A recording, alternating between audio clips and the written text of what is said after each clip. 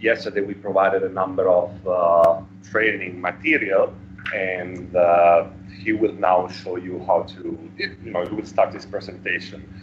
Dr. Lee actually is a research associate at University, Dr. Chao is a research associate at University of Waikato, and he has extensive experience in working with household survey analysis and software programming.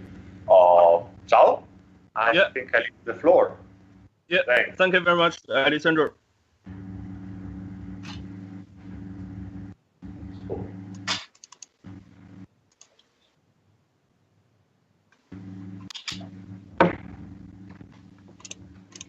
Thank you very much, Alessandro. So let's discuss how to conduct food basket analysis in GAMS. The data example is Solomon Island. Please, you guys, stop me anywhere not clear. I will try to explain more, and some parts Alessandro knows better than me, and can't explain. I'll ask his help to explain things. Thank you. And first, let's look at how we construct food baskets. First thing is data cleaning. At the starting point, we have the top 110 food items from the household income and expenditure survey, HIES, for Solomon Island. Those have the highest expenditure shares in the survey. Here is what the data look like. The data contain expenditure share, which is column D, and also energy calorie share, which is column E, and also nutrient value shares from column F onwards. Then we do data cleaning. Some food items need to be merged or excluded.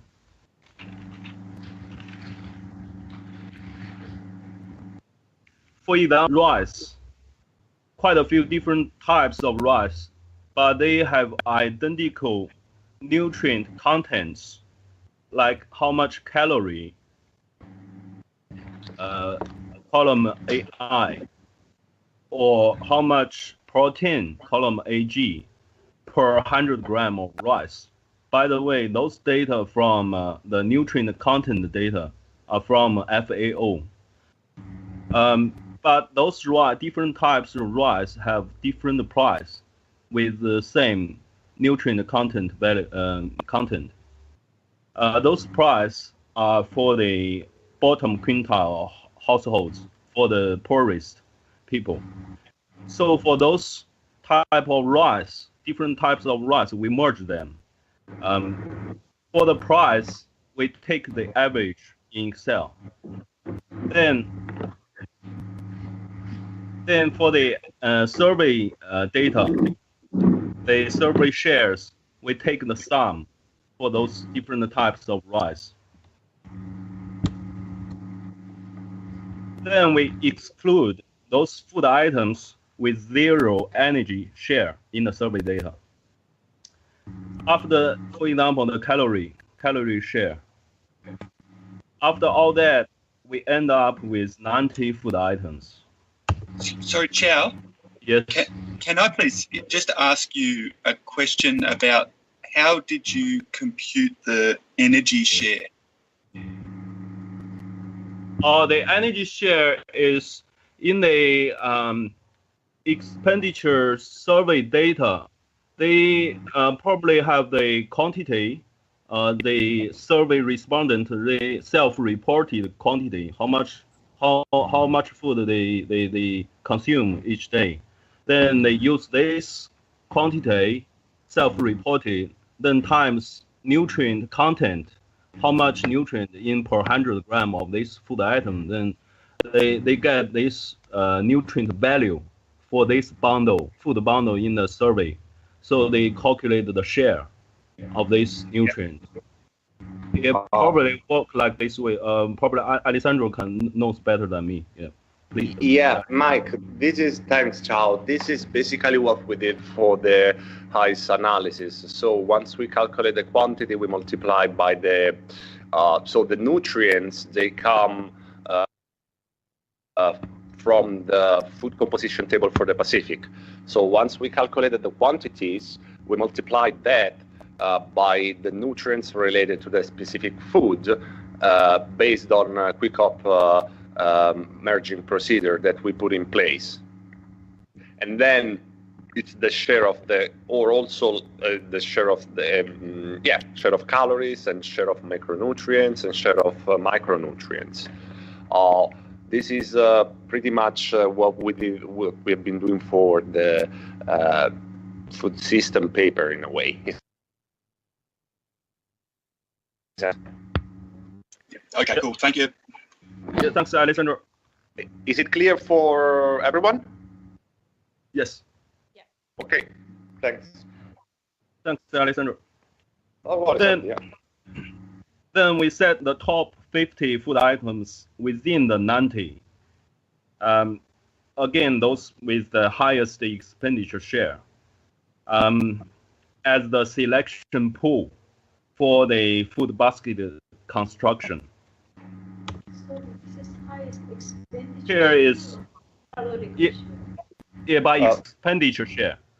By expenditure share.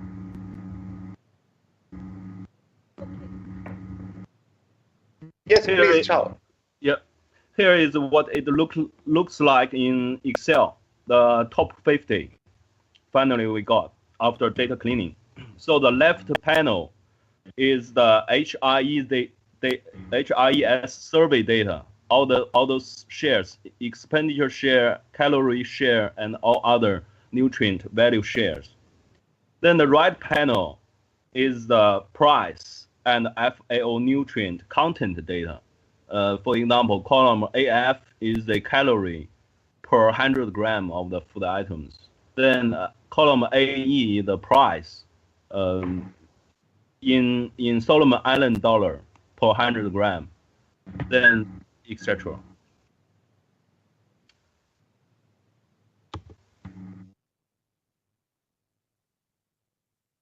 Construct cost of basic needs food basket. The idea is from the food poverty line analysis, which is to have a bundle of food items that locals most commonly consume, then set the total energy calorie intake to a certain level, then compute how much each of those food items are needed to meet that energy level and at what total cost. The top 50 food items here together are that bundle. The food basket most commonly consumed by locals according to the high expenditure shares, which represents locals' basic dietary needs. To compute the quantity of each of the 50 food items in the CBN basket, we use this formula. QI is the quantity of the ICE food item. EI is the HIES expenditure share of the ICE food item. ECI is the energy calorie content of the ICE food item. EPI is the edible portion of the ICE food item. We set the total energy calorie intake per person per day as 2,149 K. The key, this part, is to keep the relative energy shares across the 50 food items in the CBN basket as exactly how they are in the HIES survey data, so that we can compute the quantity for each food items in the CBN basket, given the total energy level like this for the basket. After the quantity of each of the 50 items is pinned down, the total cost, TC, of the CBN basket is just price times quantity and then sum. The computation procedure is done in Excel as exactly what the equation 1 does to get the quantity for each food items. So we do the formula to each food item. So this formula in Excel is exactly the same. Then for the cost, we calculate the cost for individual food items first. It's just the price times quantity. Then we sum them to get the total cost for the CBN basket, which is this. Also, with the quantity of each food items in the CBN basket, which is column BC, one can easily get the value of nutrient intakes for each food items in this basket. It's just the quantity times edible portion, then times nutrient content. But of interest is normally the total nutrient intake of the whole CBN basket. So we simply sum all the calculations. We put the FAO nutrient requirement here, row 58 to row 60. All those areas, so that we can see the CBN basket is healthy or not. For example, for a particular nutrient, calorie or protein, have those total value for the basket to the upper limit on row 59 and the upper limit on the row 60. So we can compare it, whether it is exceeding this limit or fall below the lower limit.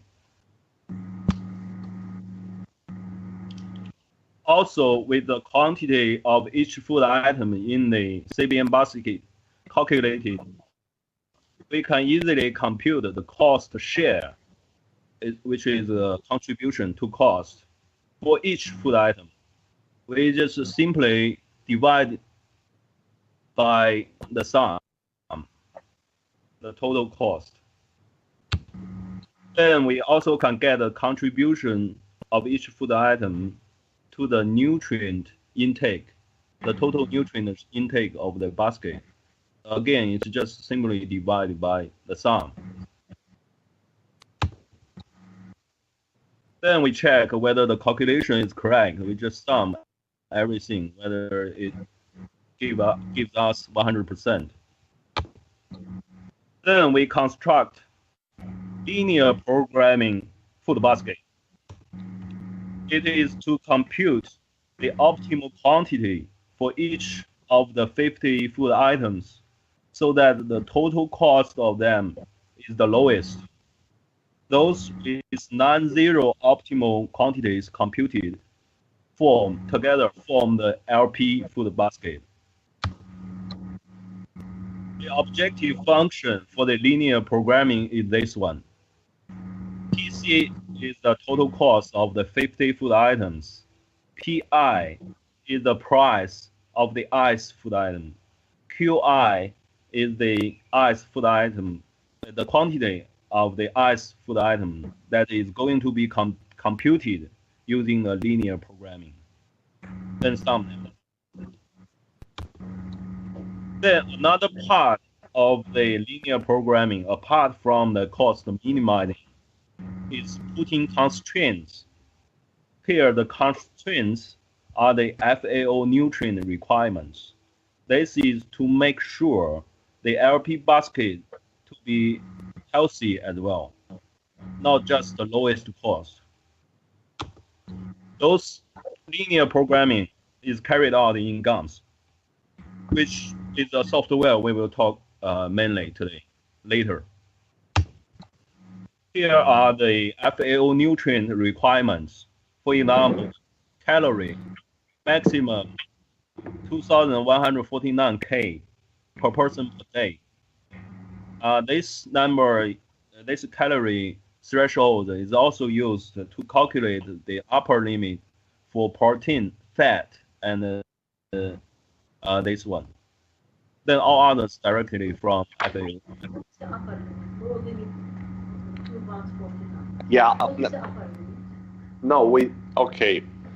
So, Chao, let me explain this, which actually we haven't time to paste those new slides. So, the whole idea is to set the food basket, which not only would meet some calorie requirements, as it is for the cost of basic needs, which is usually between 2,100 to 2,200 calories, but starting from a calorie threshold, you would then calculate a number of other nutrient requirements that are deemed to be relevant to have a healthy life. In this case, what we did was to select these 2,149 calories is an average coming from the food balance sheets about what is called the dietary energy requirement. So the dietary energy requirement is actually a calorie intake that you would need. So you would need at least that calories for having a healthy life, given your metabolic rate. So we took an average between what is called the minimum dietary energy requirement, which is the calories that you would need for a low metabolic rate, plus, so we added to the what is called the average dietary energy requirement, which is a calorie intake that you would need for meeting for having a healthy life, given that you have a moderate physical activity. So that number is for Solomon Island, 2012-2013, and it comes from the food balance sheet. Now, once you have the calories, you basically, WHO, after long consultations, you can find that on WHO/FAO 2014. It's a document which is called the minimum requirement of nutrients and minerals. They propose a methodology by which you would be able to somehow having a figure for macro and micronutrients that you need to have this healthy life. And so what you have is that out of that calorie intake, half of your calorie intake should have come approximately half from carbohydrates, 20% from protein and 30% from fat. So once you convert these percentages into grams, keeping in mind that each macronutrient has a different energy content. So for example, carbohydrates is for calories, protein is for calories. So 1 gram of protein is equal to 4 calories. 1 gram of fat is equal to 9 calories, and 1 gram of carbohydrates is equal to 4 calories. You would be able to come up with a number of grams that you need to have for in terms of macronutrient intake for a healthy life. So, for example, protein, considering that protein has to be 20% of your calorie intake, would be equal to 107 grams per capita per day. Fat would be 71.6, so 72. And carbo would be 279. Then, this is only for the macronutrients. When you go into the micronutrients, WHO/FAO documents, they provide other thresholds. And these thresholds are listed in the Excel sheet. So, for example, iron should be equal or at least equal to 30 grams. given the structure of the population in Solomon Island, or magnesium should range between 262 milligrams to 380 milligrams, and so on and so forth. On column G, what you see is the constraints that we put into the model. So calories should be at least equal to 2,149. Protein should be equal or lower than 107 grams. Fat should be 72 grams. Carbohydrates should be 79 at least less or equal to 279 grams. Fiber should be equal or bigger than 30 grams, and so on and so forth. The magnesium should be between 260 to 380, and the vitamin A should be, for example, between 555 to 1,800 milligrams, and so on and so forth. Is that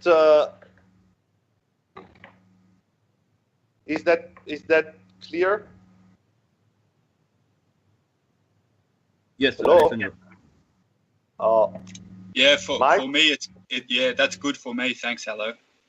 And you know, basically it's a function. So once you set the calories, it trickles down to the macronutrients and to the nutrients. And the nutrients mostly somehow depend on the structure of the population. Let's say a female age 18 to 64 would have an iron requirement which is different from a man age of the same age. And this can be obtained from the HIES because you can basically, because in the HIES we also have individual level data collected with age and gender of the individuals. Pierre? It's gone. Yeah, okay. Okay. If you have questions.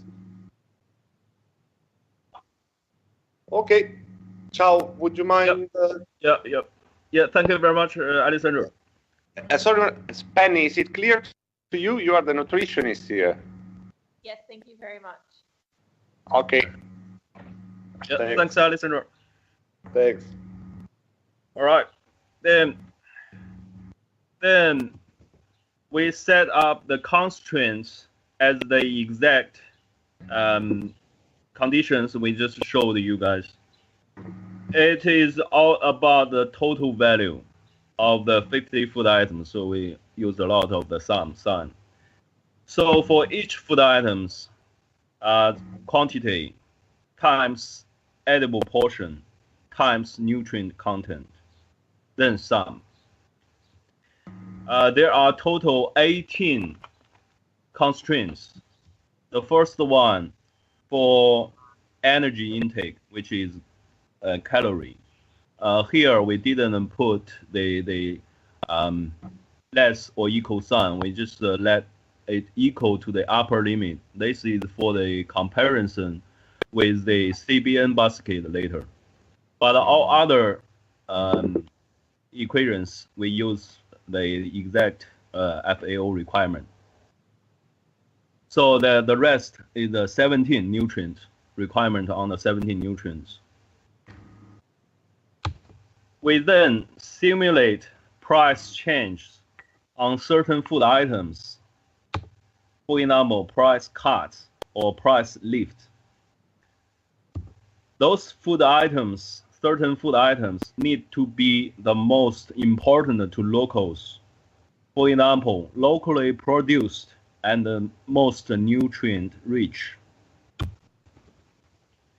Then to define the nutrient rich, we look at the HIES survey data, the nutrient shares on vitamin A, column H, and vitamin C, column U, and vitamin C, and iron, column I, for each food items.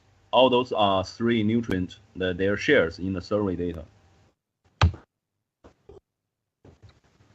Then we take the sum.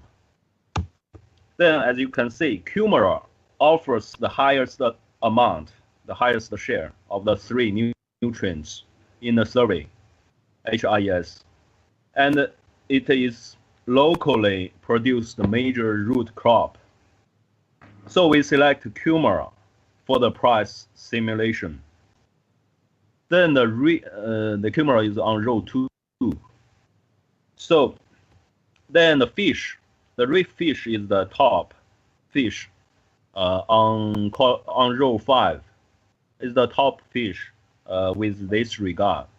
But we didn't select this one. We selected for the fish for the price simulation on fish.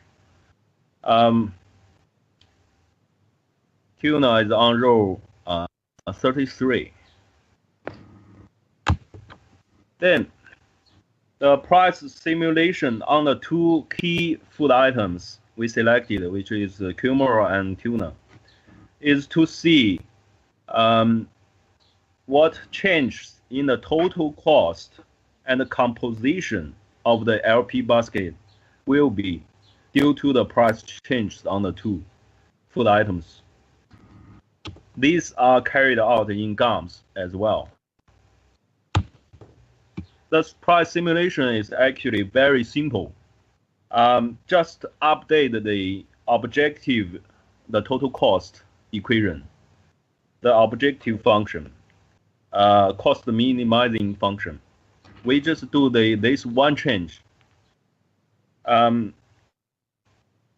in turn, each equation represents a separate price simulation. For example, equation 3A is for cutting Kumara price by a quarter.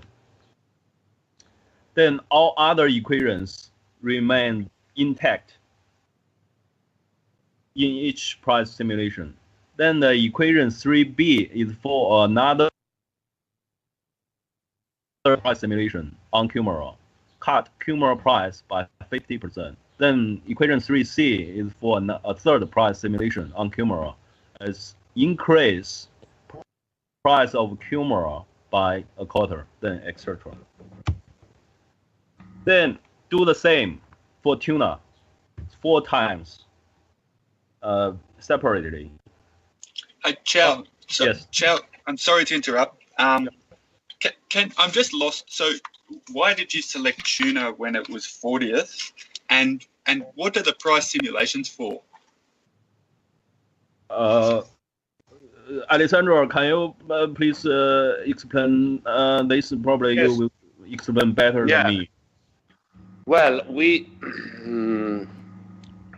Mike, the point is basically what we are trying basically to show is how the starting point, reef fish is very high in terms of consumption, but given the context of the Pacific Island countries, there is all this argument about moving fishing activities for small-scale fish producers, so small-scale fishery outside of the reef, which is over, or supposedly to be over, depleted. So the idea underlying the selection of tuna was to see how, by decreasing the price of tuna, so making it more accessible or making it more, affordable in terms also of fish catches, which in a way can be translated in a reduction in the price, how the food basket would change and how the composition of the food basket would change. And that, in a way could be linked to somehow, if not simulating, but providing some indirect evidence on how programs like FEDS would change the composition of the food basket. For those which are not familiar, FEDS are fishing aggregated devices, which are usually deployed outside of the reef, especially for small-scale fisheries, 1 kilometers from the reef, 2 kilometers from the reef. And so those are instruments that are used for making small-scale food producers to release their activities within the reef, so release the burden of fishing activities in the reef and going outside and try to catch pelagic fish. So that's why we selected tuna, even if the price was higher. The intention was to show how the food basket would change if you would enter a food or like a food item which is relevant in the context of the Pacific, and especially for the livelihood and nutrition of small-scale fisheries. Yeah. Okay. Thanks. So effectively, you could build something like a sustainability constraint into this model, where you could flag, for example, reef fish is not a sustainable option, given its vulnerability to climate change, etc. And okay, so and I'm wondering, so I see skipjack or bonito, for example, is 19th on the list, yet tuna was selected. So to me, my understanding of fisheries development and the future of food security for fish is that skipjack would be one of the target species that's deemed sustainable and one of the golden bullets. So why did you move to tuna, which is 40th on the list, when bonito is 19th? Please go ahead. And the price simulation that you're doing, so this is effectively like modeling the impact of price change on demand. Is that what we're doing? Well, okay. So in a way, we were trying to stretch the model, but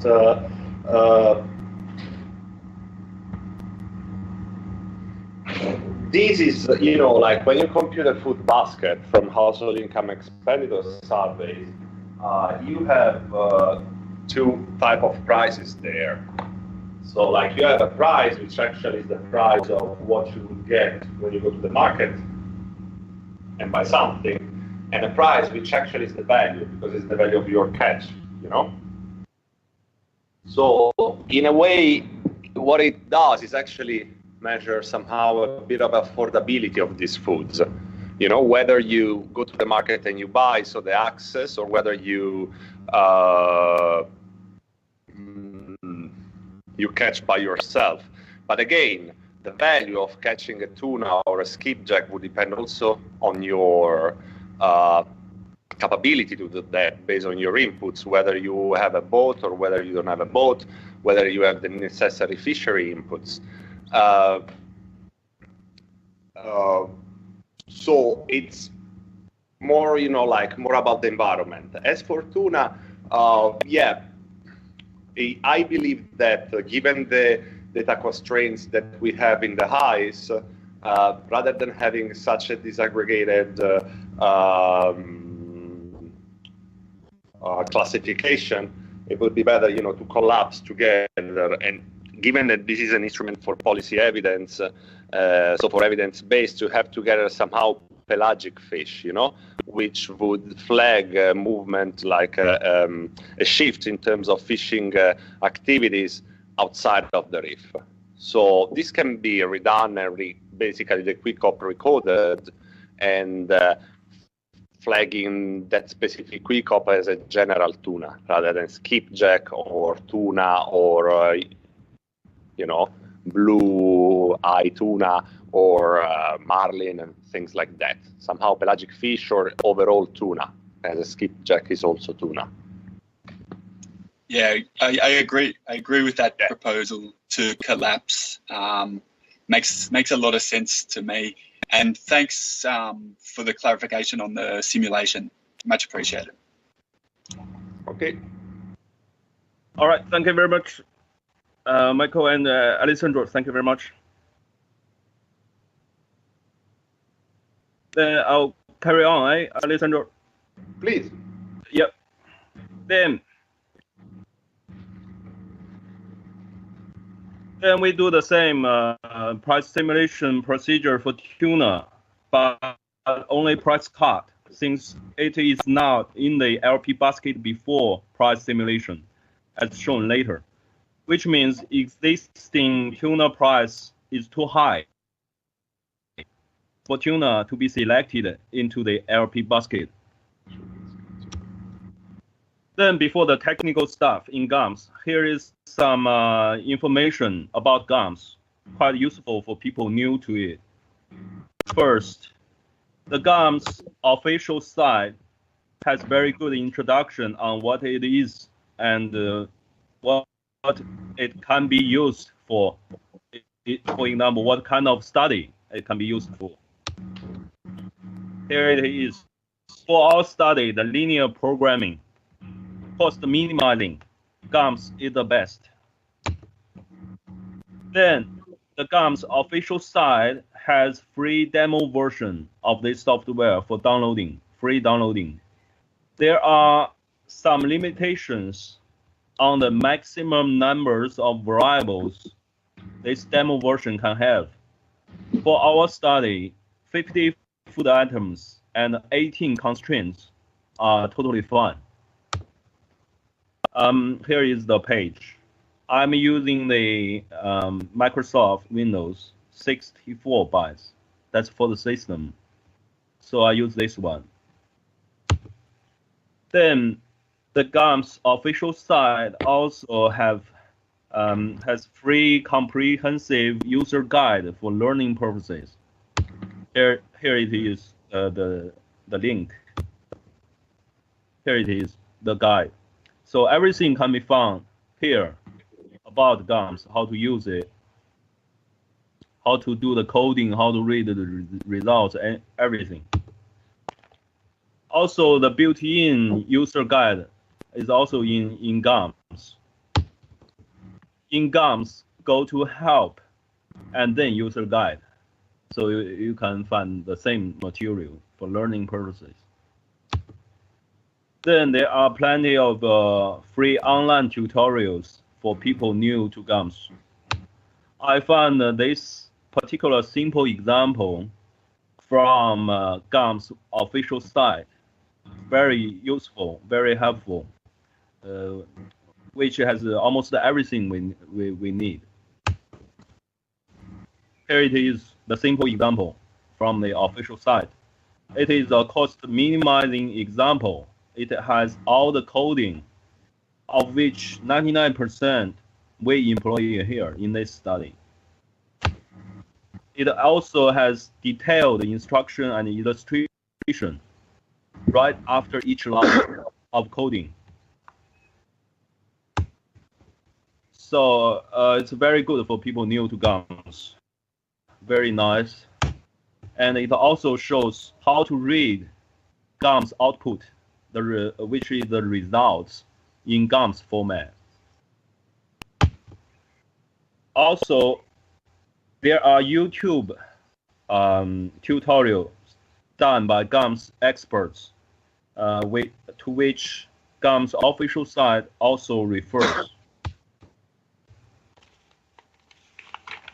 For example, this one is exactly the video illustration version on the simple example from the GAMS official site. Then this one is for particular coding, the sets in GAMS. It's very important. Then this one shows how to insert Excel data to GAMS, which is also very important to know. There are also tons of built-in coding examples on various topics in GAMS. In GAMS, go to model library. So you can see many of the examples. Then among them, I found this particular model example called food is very useful due to it uses the binary variable, which we employ here as well. So in each example, built-in model example, they first show the context of the problem so that it is clear what kind of problem needs to be solved. then followed by detailed coding. So it's very good. Those coding all written by experts. Now let's discuss the steps of doing the linear programming in GAMS. It all starts from inserting Excel data into GAMS. First, we need to clean the Excel data. Here it is. We add in, remember before we talked about we only have the top 50 food items. Then we add in the row numbers and column numbers for those rows and columns we need. We don't need those names. Then we clear all unnecessary columns to keep it simple for GAMS. So we can refer all the rows and columns to Excel later. Then save this to a new Excel, but have to be in the first sheet so that we don't need to put extra coding later in GAMS to tell GAMS which sheet of the Excel to be inserted. Then save this Excel file to the folder called Document, GAMS Directory, then GAMS Project Directory. When install GAMS, the GAMS automatically generate this folder. The GAMS store all the data, coding, and results files here. Then we're going to tell GAMS which cells in this Excel file we want to insert into GAMS. This is where the coding starts. Go to File in GAMS, then open New. This will open up a plain coding tab in GAMS, which is similar to the Do file in Stata. Then type in those lines. The sets tells GAMS which row and columns to look at. It is a matrix. There are I number of food items in row 2 to row 51, with I equal to 1 to 50. GAMS works like this way, all matrix thinking, which will be used heavily later. So set it up nicely now. Then the same thing for columns. Column 2 is price. Column 3 is calorie content. Then the rest is 17 nutrient contents, plus the last column is edible portion. Then the star sign means 2. So this is to save the typing all the columns. You can type all the columns here, but use the star to save your time. Then parameters tells GAMS PIC is a matrix. Are the cells to be captured and inserted into GAMS, where I equal to from 1, that is row 2, to 50, that is row 51. Then C equal to 1, that is column 2, to 19, that is column 21. Again, all matrix denotation. Then tells GAMS where this matrix is located, namely in which Excel file, so it can load it and save it in GAMS format data. In GAMS, we type those. The $core tells GAMS to search for the Excel file in the project directory folder. The GDXXRW tells GAMS to extract the matrix initially defined by the sets and parameter before, then write them into GAMS format data. namely the .gdx format data. Then the Solomon Island is the Excel file name we just saved before into the GAMS project directory folder. Then squeeze is the coding tells GAMS to keep 0 values in the data as it is. But by default, GAMS normally treat 0 values as missing data. So you won't have those data if you don't put this there. So this coding is needed. Then par is the parameter, the same thing, just a short. Tells GAMS the initially defined matrix is P for extraction. This whole line, $core, this whole line generates the .gdx file automatically. And this is the GAMS format data that contains the initially defined matrix data we want in the Excel file. And GAMS automatically give this format file the same name and store it in the project directory. Then the GDX Excuse me, Chao. Yes. Excuse me. Can you read directly from a data file, for example, or a CSV, or does it have to be .xls? Yeah, I think this .gdx is the format specifically for GAMS. I don't think any other software like Stata can read this one. Sorry, Chao. Can GAMS read Stata files, Stata data sets? I'm still the beginner of the. I'm just learned all the stuff we need for this project. I'm not a very good expert on GAMS. I think probably they can. But for this project we don't need the data, so I didn't spend the time on learning this one. Yeah. Probably they can. Probably. Okay. Not quite sure. Okay, no worries. Thank you. Yeah. Okay. Then this GDX in and load and GDX in again together tells GAMS to load the GDX format data just created.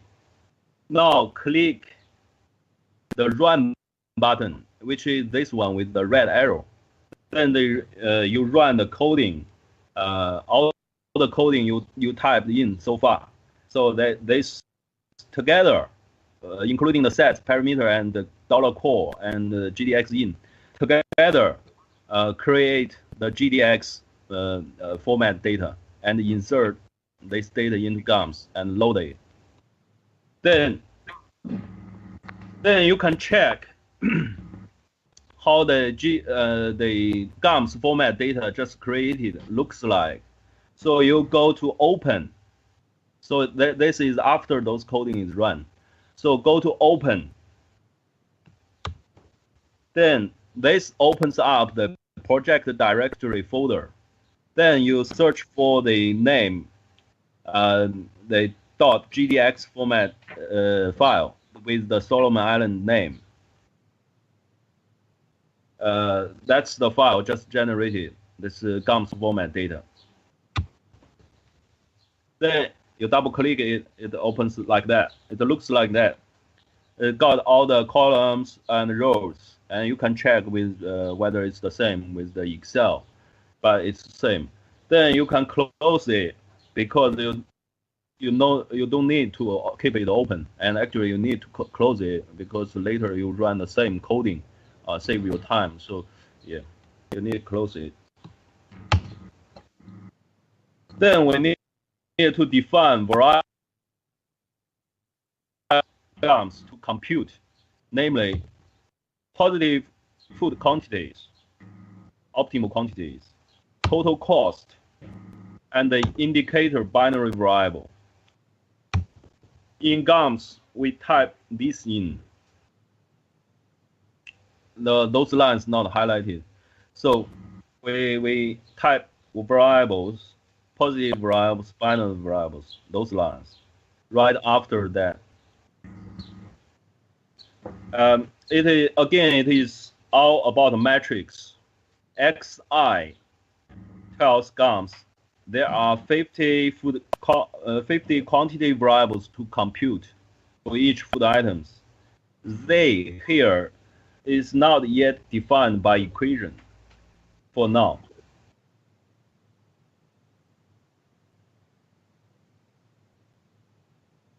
Indicator variables to compute. So I is already defined in the sets before. Then positive variables tells GAM the variable x, which is the quantity, can't be negative. And the binary variable tells GAMS the indicator variable can only be either 1 or 0 for each of the food item. We need this binary variable. I will talk more later. Then we make further equation definitions, which is the main model specification. First, the objective function on cost, minimization, and price simulations. Then constraints on energy and nutrient requirement. Also the number of food items the basket, which I will talk later. Then in GAMS, to do that, type in these that big chunk equations first. They are the equation names. The word not in blue. Those are equation names. You got to give the equation names first in GAMS.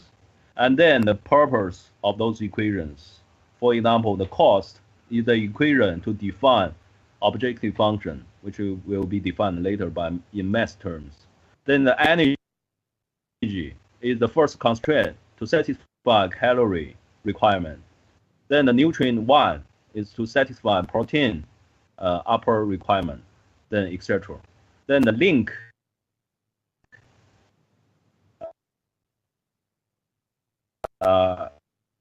is a link indicator to quantity. Got to need this one. This is how they is to satisfy at least 10 food items, which means this is to define each term. First of all, E with 2 equal sign means equal in GAMS. That's their language. Then L with 2 equal sign means less or equal to. Then G with 2 equal sign means greater than or equal to. That's their language in GAMS. The equation, the cost, is the objective function. Now, GAMS to compute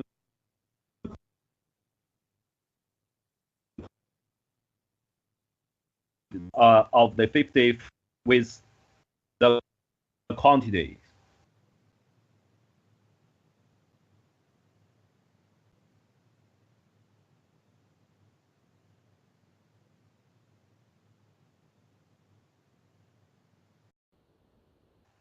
Times the quantity variable x. Is the parameters already defined in the sets coding before. 2 with quotation mark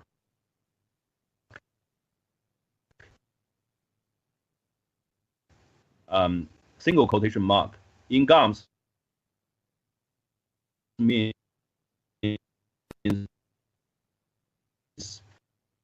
column, so no variation horizontal. Name the energy. By the way, you got to have this dot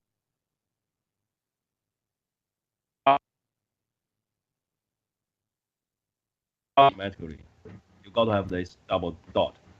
Then the equation name the energy is the first constraint. Setting up the total calorie intake of the 50 food items with the quantity X that need to compute. Set this total calorie intake equal to 2,149 K per day per person. This total energy intake is the sum of the calorie intake, calorie content times quantity times edible portion. Again, all metrics, the C3 with single quotation mark means the column 3, which is the calorie column data. Then X is the quantity variable. Then PI, C21 with single quotation mark means the column 21 data is the edible portion data. So as you can see, we got a edible portion all the way. Because those FAO nutrient content data is based on how much those nutrients contained in per 100 of edible portion of each food items. So for this quantity variable is the raw portion. Then similarly, the equation for the nutrients all works the same way. Setting up the total intake of those nutrients to be within the limit, the FAO requirement. So it works the same way. So this C4 with single quotation mark to C20 with single quotation mark means the respective nutrient content column data are to be used for these equations respectively. Then it's all about the sum, total value. So we sum. Then the equation named link I tells GAMS those food items with non-zero computed optimal quantities X must be given the value of 1 for the indicator binary variable. It works like this. For a particular food item, if the optimal quantity computed as 0, for example, X is 0, then this food item cannot be given the value of 1 for the binary variable, which is the indicator variable, because 0 can't be greater or equal than 0.01 times 1. The selection on the 0.01 coefficient is to make sure those food items do have non-zero optimal quantities must at least have 1 gram quantity per day, which 1 gram is the lowest intake value per day that is observable daily. Anything less 1 gram is not observable. This works like this. If a particular food item is given value of 1 for the indicator variable, then the quantity X must be greater or equal to 0.01 times 1, which is 0.01, 1 gram. By the way, the unit of the quantity variable is in 100 gram daily. So 0.01 means 1 gram daily. This equation is to indicate the particular food items that together form up the LP basket, those with non-zero quantities. Then the equation named item 10 tells GAMS the total number of food items with non-zero optimal quantities must be at least 10. This is to make sure the LP basket at least contain 10 food items. So the the binary variable. The reason we use binary variable here is for this last constraint. We need at least 10 food items in the LP basket. And this is all about how we use binary variable in the GAMS. We got to link the binary variable to the quantity variable in order to have this last constraint work. Then price simulation is very simple. Just make one augmentation in the coding, which is to the objective function named cost, and keep everything else the same. For example, for 50% price cut on Kumara, just deduct 50% of the cost with its original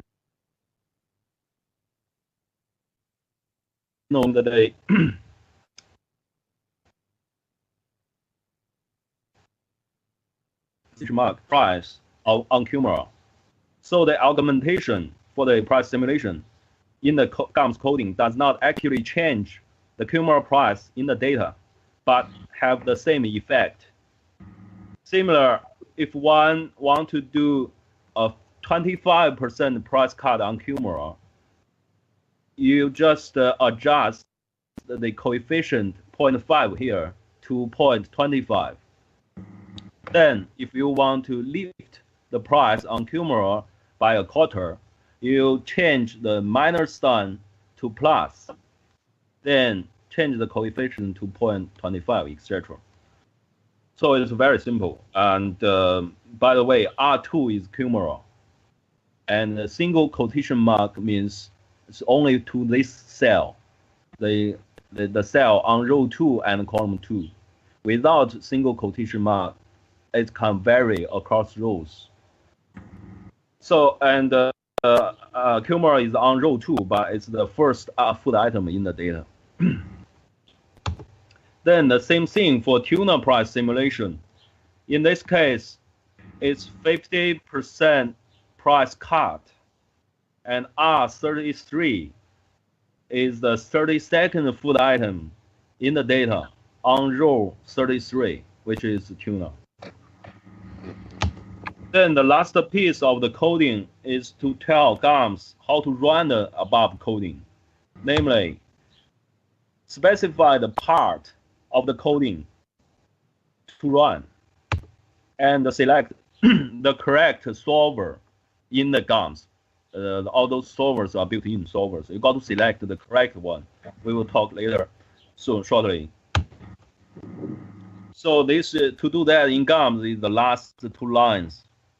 So model, give the model name for the basket, can be any name, and tell GAMS all.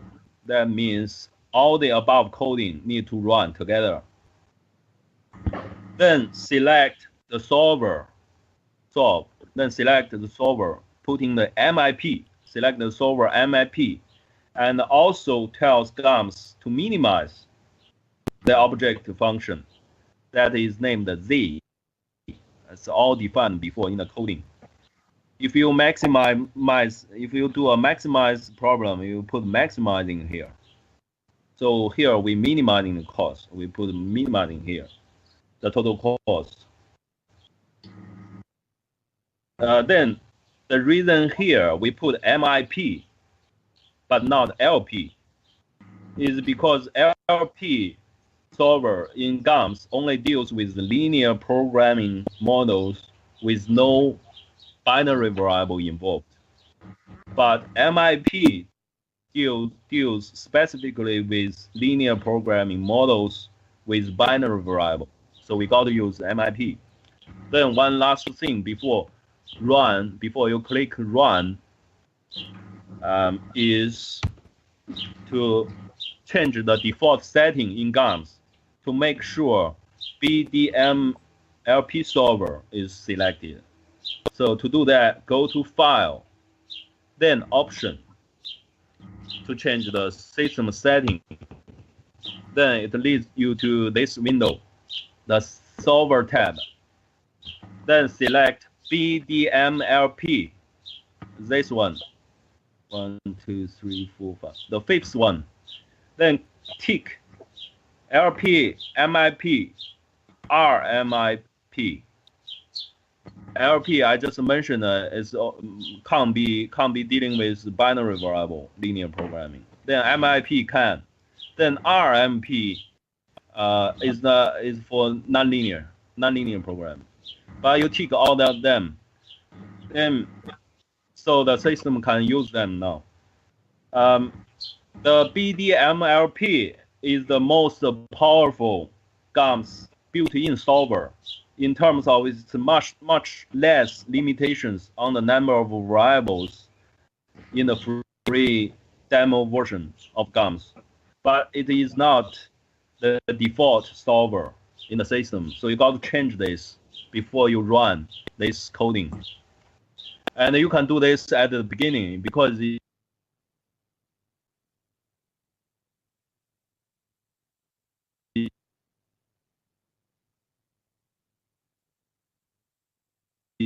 can just click after you do that system button with the red arrow. Then the coding is. We can extract the GAMS results to Excel to make good tables and figures. First, let me show you how to read the GAMS results first. In GAMS, after running the coding, GAMS automatically generated the results file, which is in the format of .lst with the same name as the coding file. The coding file is in the format .gms. All those results files are stored in the directory folder as well. The main results in this .list file of interest, namely the quantity and cost, is down the bottom of this file. So you scroll down to the very bottom. First, check there are no infeasible options, no infeasible solutions, which means negative quantity or something. So sometimes this do happen due to data issues, but there are now 0 infeasible quantities, which is good. Then you scroll up a bit, just pass the binary variable results. So the binary variable result just show you which food items got the value of 1, which means they are selected for the LP basket with non-zero quantity. Then just above this part, there is the total cost, which means the lowest cost, the results from GAMS. It's in this case is the total 12.18 Solomon Island dollars a day for this LP basket. Then right above it, is the quantities, optimal quantities that together give this lowest cost. The quantities are for each food items, computed by GAMS. Then the dot here, the dot means 0 grams daily. So they are not selected by the LP basket. Then the rest with non-zero quantities are those selected by LP basket. Then you scroll up a little bit, then that's the full quantity results. So normally in the the quantities are listed in the center column called the level. That's how the GAMS show the results. They call the level, not quantity. Then for example, the R2 is Kumaro. We know that. So for Kumaro, the optimal quantity in this LP basket is 1,192 gram per day. Then etc. For R5, I think it's a reef fish or something. And then let's extract those GAMS format results to Excel. But it's very simple, just copy and paste. You do this, open two windows, Excel and GAMS. You just look the correct rows to copy in. For Cumara, it's R2, means row 2. So you copy the quantity to the row 2, Cumara. Then the dot, you don't need to copy. Those are 0 values. Then for R5, R5 is fish, reef fish. So you copy this GAMS result to Excel.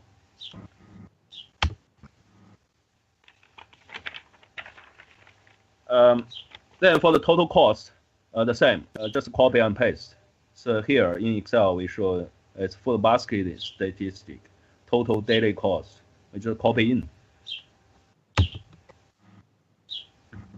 In Excel, we can compare the GAMS LP basket results with the CBN basket results we calculated before in Excel.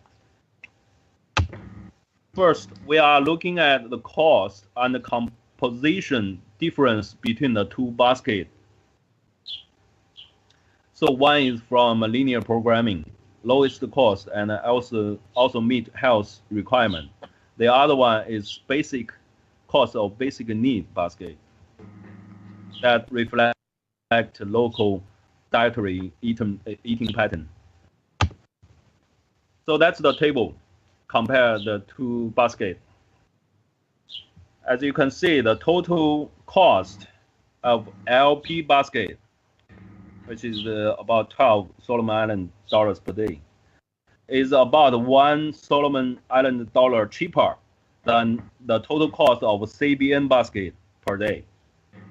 Given the same total energy intake for the two baskets, we set it equal to this amount is for this comparison purpose. Then the CBN basket have 50 food items, but the LP basket only select 10 food items. And you can see those 10 food items selected by the LP basket together contribute very little to the total cost and total energy in the CBN basket, except for the Cumara. And the daily quantity of the 10 food items in the LP basket are all much larger than the quantities in the CBN basket. But remember, the LP basket is a healthy food basket, so it means locals consume 40 food items, those other than these 10. 40 food items at the cost of more than 70% of their daily budget that are not necessary with regard to nutrition perspective, while they consume not enough on the 10 food items here that are necessary for eating healthy but with lowest cost. Then let's look at how unhealthy the local dietary daily pattern, the CBN basket. Here is the nutrition table to compare the CBN basket and LP basket.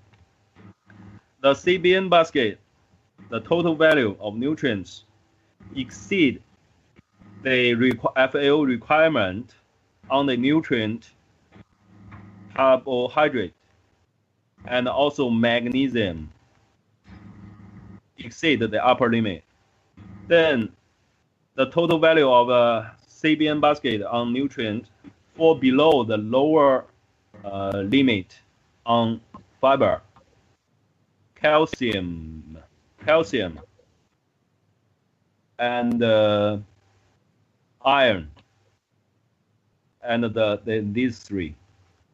So basically, that shows according to FAO nutrient requirement, the CBN basket is not healthy. Then we move to the price simulation results on Kumara. We do the price cuts and the price lifts because the Kumara is selected by the LP basket before price simulation. So we want to see the price cuts effect and the price lift effect. Here is the table for the price simulation on Kumara. We do the price cut by 25%, and also do the price cut by 50%. We also do the price lift by 25%, and we do the price lift by 50%. As you can see, the total cost of the LP basket dropped with the price cut on Kumara from $12 to $9, $11, and rise up with the price lift on Kumara. Those are the total costs of the food basket. But the price cut beyond 25% on Kumara has no further effect on raising the quantity of Kumara in the basket. For example, 50% price cut, the Kumara quantity is the same as the 25% cut. But the 25% price cut does raise Kumara quantity by about 300 grams per day. Before the simulation is about 1100 grams per day. So that means existing market price of Kumara is at maximum 25% higher than the ideal price level. Then the 25% price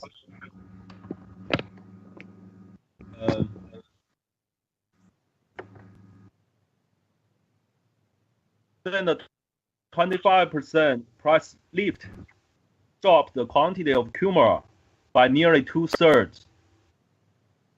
Before the price simulation, before the price lift, it is 1100 grams per day for Kumara.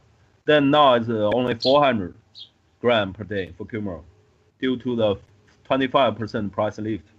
Then the 50% price lift on Kumara nearly kicks Kumara out of the basket. Now it's only the minimum 1 gram per day. That means it's too expensive now to be selected in the basket. That is healthy and with lowest cost. Then excuse me, Chao. Yeah. Sorry, if you're going to keep going down, I might be jumping ahead. But my question is, for the price lift, I can understand why the 2 new items are introduced. But you see in the price cut, we have the nangali nut, which is introduced, this one down the bottom here. Yeah. This intuitively, I don't understand if this is a function of the reduction in the price for Kumara.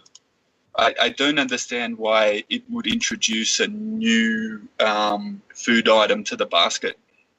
Yeah, it's possible because in GAMS, if you change because this linear program is all about the relative cost or relative nutrition of each food item relative to other food items in those 50 food items. So if you change one price for one food item, that means this food item is relatively more expensive than the other 49 food items. But this one major part of this linear programming is to find the lowest total. So the GAMS will compute behind the scene for the millions of quantities for each food items to look for the lowest cost. So if you change the price, so the bundle, the GAMS will pick up will change.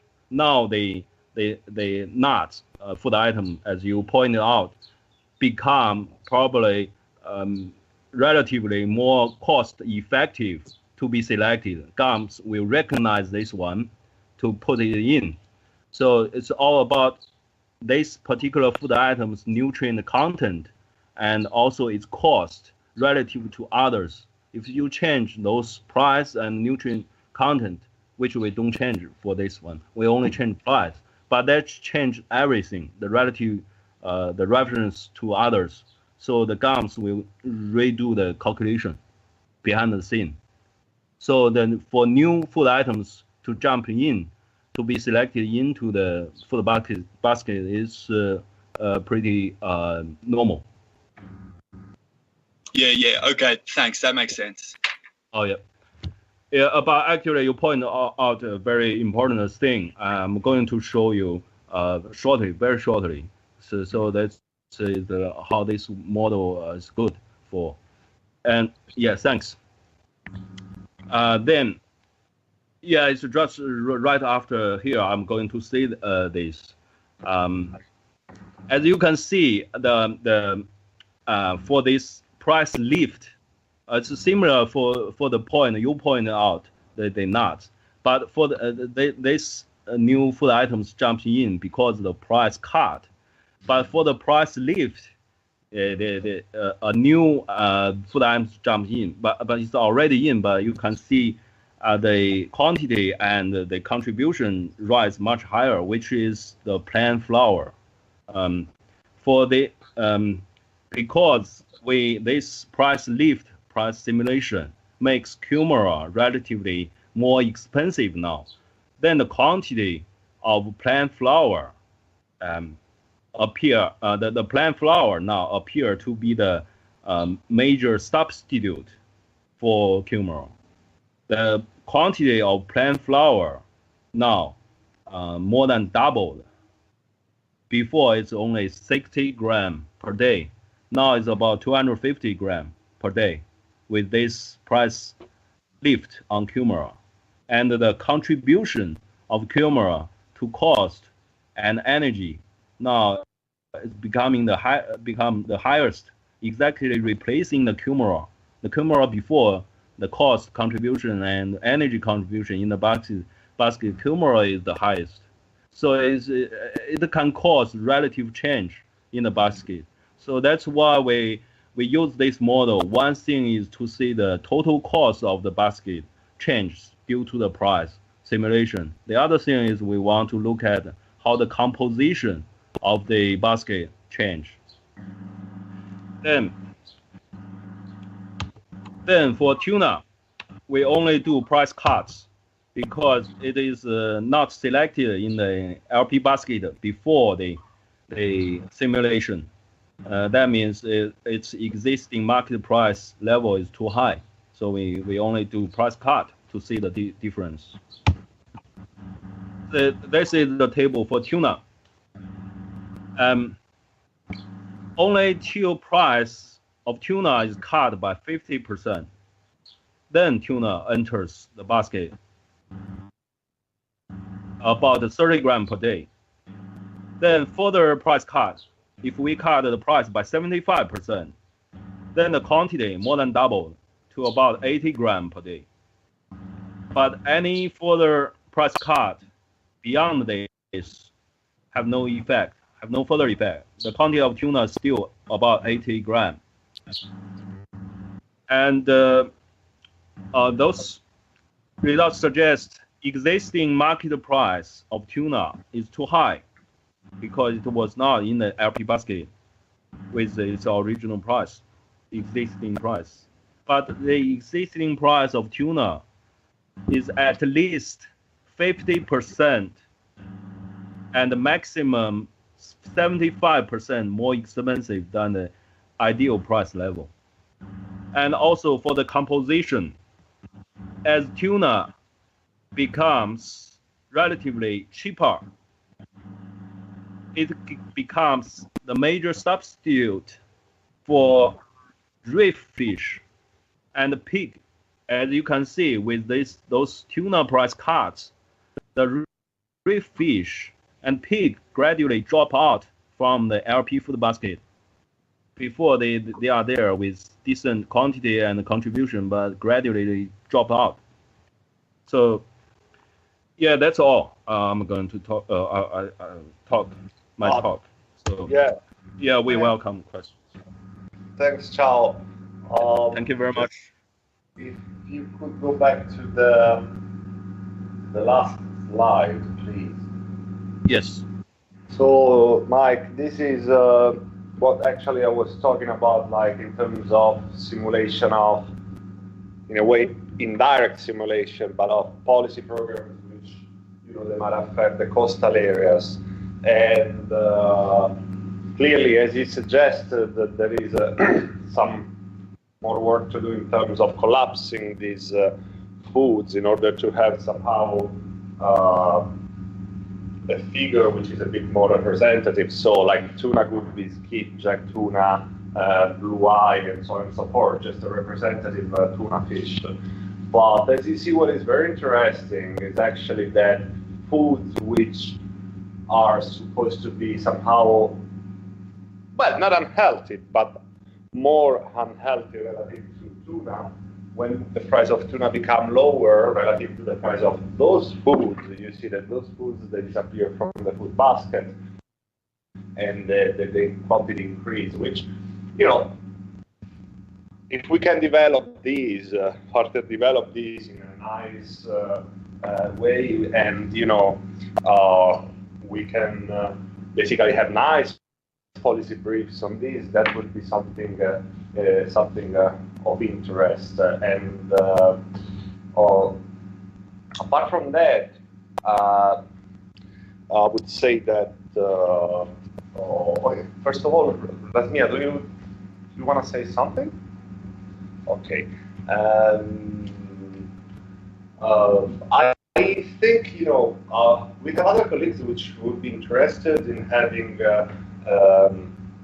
somehow a summary of the results, and yeah, they would basically, they were interested in seeing the final results, which I can synthesize. But in the meanwhile, so why don't maybe we take 10 minutes break, and we'll come back here at let's say 5 minutes to 3. Yep. Thanks, Yeah. Alison. Yeah, and then if you have a question, and then we can, sit together again for half an hour or so, or 40 minutes. Okay. Thanks, Okay. Alison. So just leave it on, and we catch up at 3. Okay, ciao. Yep. Okay. Thanks, ciao. thanks, Alison. Yep. Thanks, Yeah, everyone. okay. Yep. 15 minutes. Okay, guys.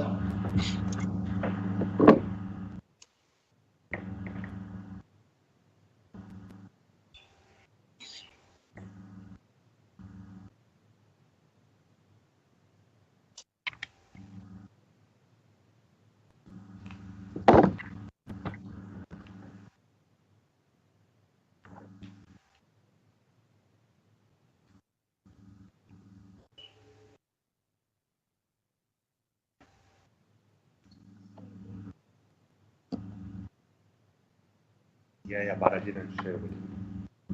It's just marketing that goes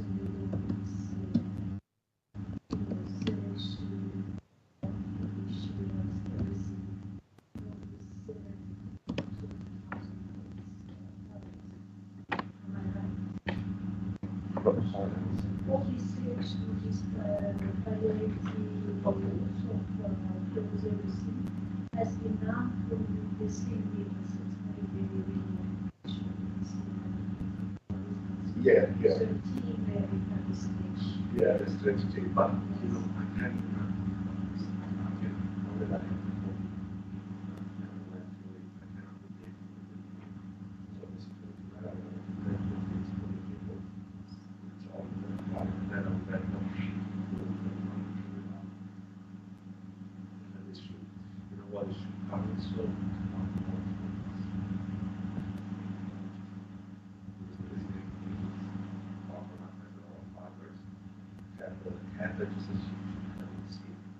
Well, there is also poverty. Chinese it's very resilient. Yeah, yeah, and also when you store, like monthly, there is the It's cool down. Just I have some doubt about this issue.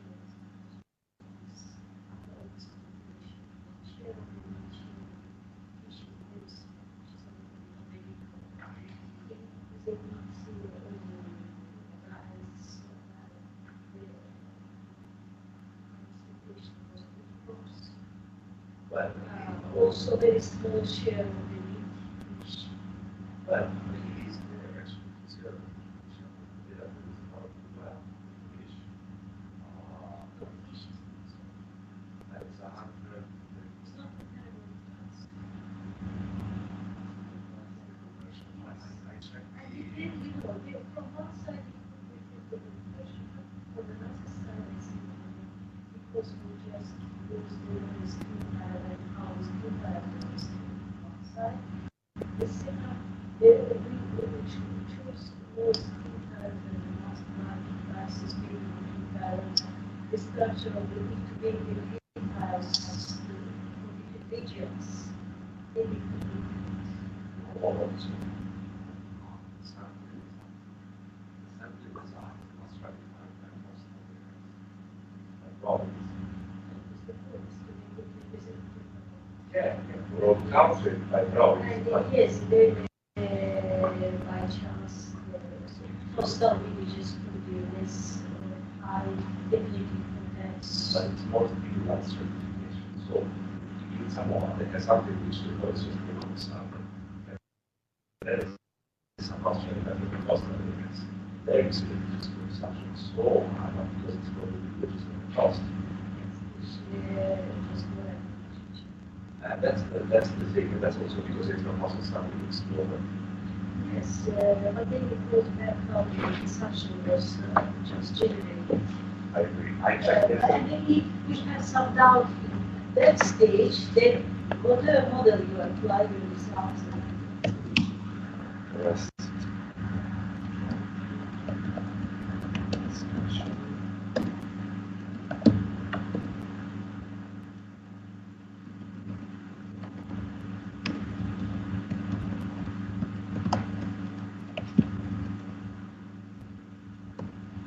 You know what? It would be very nice to have.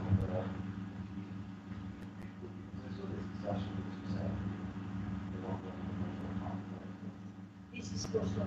Yeah, basically, it's like you have slide full from all the possible questions.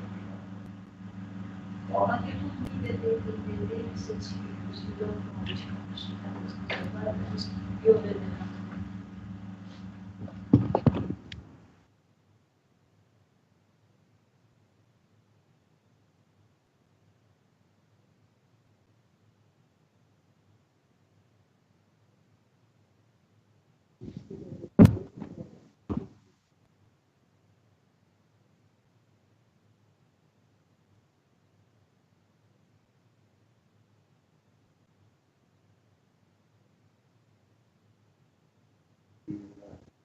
Very much missing.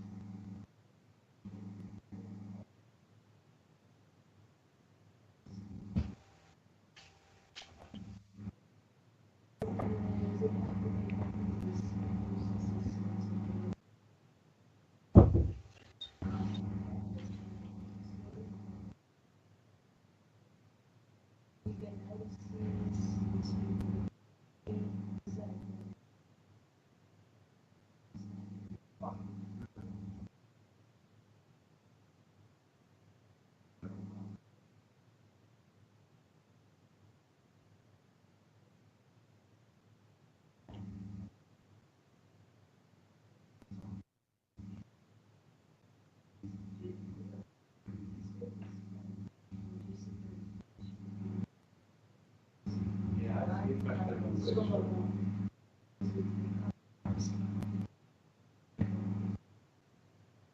that would be, for example, for somebody in oil,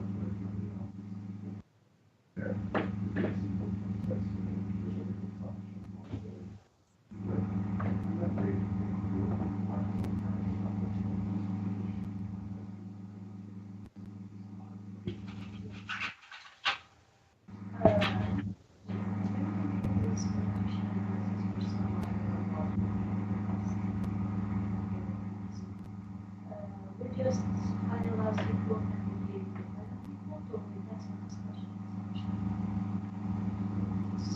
as far as I know for Samoa, it was sent, and for my mother, So we just compare the results. this is the results. We No open, discussion. now we are open for discussion, results, and things, but Hello? Hello? Listener, Yes, we still have 8 minutes. yeah. Okay, let's wait for the others because it's pretty much lunch time. They're getting some food, I think so. Oh, yeah.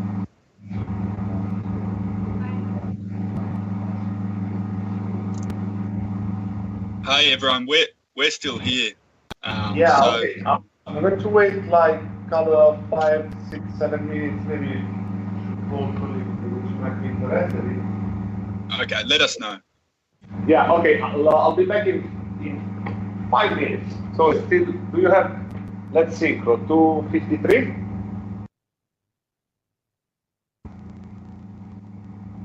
Yeah. Okay.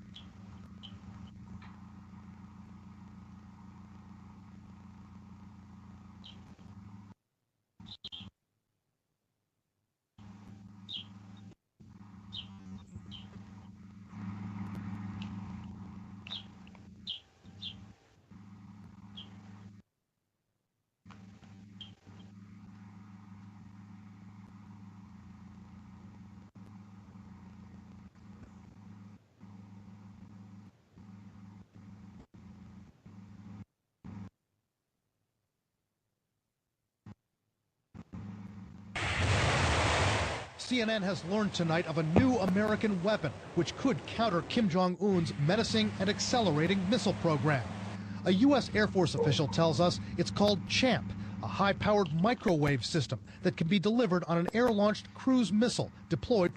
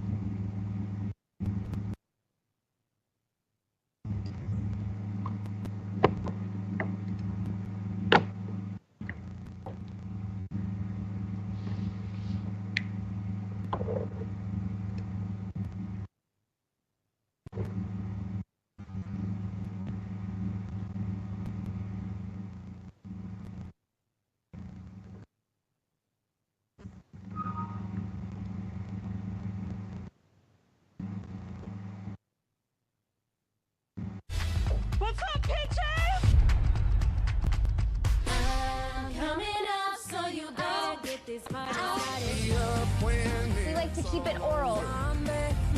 Is it weird that everybody is better at the one thing that we do? We've never competed against bands that have instruments, so what's the plan? We're going to show them that we are not a joke. We are better than all of those other bands. I love you, awesome nerds! Let's Aka finish this. Pitch Perfect 3. Some experts say a big force pushing Bitcoin prices higher has been higher prices. Dave Chapman is the managing director of cryptocurrency exchange Octagon Strategy. He says Bitcoin could soar much more to above $100,000 by the end of next year. Dave joins us now from Hong Kong. Dave, thank you so much for being with us. First of all, why do you think it's gonna see that kind of jump? It seems like huge amount of travel in a short time. What's going to drive that price higher? Yeah, definitely. It's extremely impressive as to the amount of growth and the price appreciation in Bitcoin since the start of this year. I think Bitcoin's no longer seen as a fad. Even JP Morgan have actually U-turned on their stance, speculating that it could be almost as valuable and as important as gold. I think for the traditional finance, historically they've been sitting on the fence. They haven't been able to take a view on Bitcoin.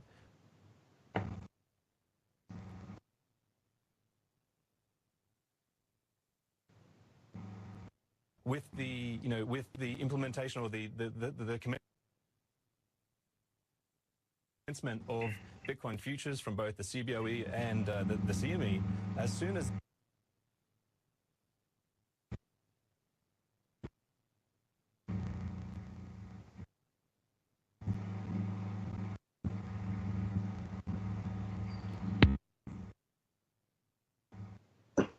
this Sunday, traditional finance is going to have to take a view. Ciao. Historically, that's lines, but as of we have a colleague which is joining, and her name is Ayman, and she is the national consultant. Sidelines, but they're going to have to defend that position. And if you're given the 1,000% price increase this year, I don't think there's going to be many people confident to actually short this product. That's not what I've heard. The work that we have been doing. Who would actually like to get in and just could you please go to the initial basket? It is going to be on some sort of exchange that they're more familiar with. One. So I'm basically to try to calculate the full basket, which is based on to sort of handle that type of calorie thresholds.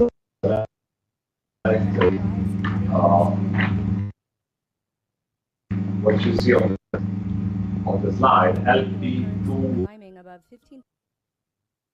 1.9 from dietary energy intake. And that calorie is basically the calorie that we need somehow to have a minimum energy intake which will satisfy metabolic rate. We've seen this asset class go from a $15 billion market cap to almost now $260 billion. It's still a very, very small asset class when somewhere in between all that metabolic rate will exciting. I will certainly be watching with a lot of interest, and we'll see what happens. It's interesting because I think that it's important to sort of differentiate between the future is going to hold a place for some sort of cryptocurrency and whether you buy into Bitcoin as the one and want to jump in right now. There's a difference between time frame. And there's a transparency issue here. I mean, we have certainly some we've heard large investors, some traditional types coming out against it. This interested me. Steam, one of the most popular gaming services in the world, says that it's going to stop accepting it, partly because it's too volatile and partly because it's costly, transaction-wise. I mean, it doesn't seem to just be coming from the traditional banks, which you could argue have skin in the those poor people, they tend to consume more calorie threshold. They're able to set the number of nutritional requirements and the market on this one. This is coming from a different place in a community I think would be much more acceptable. Which are irrelevant to have, for example, 50% capital calorie. out of your calorie intake, energy from that calories become 20% of protein and 30% rather than a very efficient medium of exchange. And this is what they make the If we think back as to where cryptocurrencies are right now, the micronutrient side, less than 0.5% of the population used email. That's exactly where with cryptocurrency. And I think, Bitcoin is considered the internet of money. For example, even the structure of the population of Solomon Islands we found that the fact given that how much legitimacy is coming into this market with the likes of the CME, with the likes of NASDAQ, the CBOE, and with the positive regulation, I think there's a lot of people now actually trying to take advantage of that first mover advantage. And I think that's probably one of the reasons why we're seeing it so heated right now. Does regulation eventually have to come in to gain confidence? We keep seeing of these exchanges. It kind of makes me wonder whether the you have a 100 grams of meat, also the ones who are sort of mining it, you know, that doesn't seem maybe to they are be completely safe, but you that are told at some point, does there need to be a little oversight, that or is does high. that go against the entire reason that it exists? Even at national level. I think from a purely libertarian point of view, they would probably consider that regulation is bad. My personal perspective is that regulation is actually needed in this business. You know, the market is still very immature, and it does require some time for us to actually, know what sort of regulation we need in this environment. I do personally believe that we will see better regulation, better consumer protection, and we'll see incidents like the hacking that you've just talked about become less frequent as a result. Yeah, fascinating points, Dave. I think we all need to keep an open mind, but a healthy degree of skepticism at the same time. That makes sense. They seem to be opposing probably what's needed here. Dave, we need to move on to some other stories. Please come back and start trading in the what you are seeing and what you make of the action. We're going to be following it very closely. Keep in mind that Thank you. Coins may have been stolen. that the That would have been worth over $62 million at the time. The news comes as Bitcoin set a new record. what we did was to select Thursday, Bitcoin shot above $15,000 for the first time. of the consumption next. Why we did that? We did that because not only healthy but also the cheapest. In order to somehow provide. Once we run this simulation where you have both the nutritional and energy constraints, what it turns out, and then basically the parameters, so the constraints were set using the WHO. First it was Black Friday, then came Cyber Monday. Now if Amazon has its way, Beauty is making its way into the shop. The cryptocurrency market has now passed $400 billion. Would be the quantity of calendar. The trades third selected annual by the Prime simulation. Day launches in a few hours' time. Apart For from 30 hours, Amazon is promising price drops and lightning of deals trades on more related than to nutrition. 100,000 products. Last year's Prime Day was its biggest sales day ever, with orders up more than 60% on the year before. The company is even drafting a fleet of cargo planes to cope with the expected surge. Hey, Ellen. This is Amazon's senior vice president. Listen, can you please just talk closer to the microphone? We're struggling to hear you.